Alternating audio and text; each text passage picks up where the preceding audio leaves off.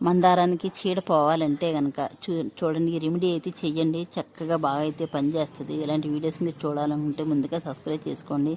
అన్నాన్ని అయితే 2 రోజులు పులియబెట్టండి. పులియబెట్టి అందులో వాటర్ అయితే వేయండి. వేసిన తర్వాత వాటర్లో క్లాత్ అయితే ముంచి, మీకు చూపిస్తున్నాను చూశారు కదా, ఈ విధంగా క్లాత్ అయితే ముంచి క్లాత్ నీట్గా క్లీన్ చేయండి. మిల్లీ బగ్స్ అయితే మొత్తం అన్నీ పోతుంది, చీడంతా పోతుందండి. మీరు ఎలాంటి మందులు వాడినా సరే చీడ పోదు, దానికి అదే పట్టుకొని ఉంటుంది కొమ్మని.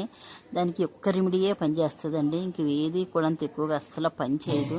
చూడండి, నేనైతే అసలు గట్టిగా నొక్కంటే ఏమి రాగుతా లేదు. అలా క్లాత్ ముంచి ఉంటే చాలు, ఆ స్మెల్ ఆ చీడ పురుగులకి పడదటండి. అందుకోసం వెంటనే వదిలేస్తుంటాయి. చూడండి, ఇంక ఎదురుకుంటే కొమ్మనైతే నీట్గా క్లీన్ చేసాను, ఎలా వచ్చేసిందో చూశారు కదా. మందారాన్ని కంపల్సరీ చీడైతే పడుతుందండి, కానీ ఏ మందులు కూడా పని చేయవు. చాలా రెమెడీస్ అయితే అసలు ఉపయోగించిన ఉపయోగం ఉండదు. ఇది ఒక్కటే బాగా పనిచేస్తుందండి.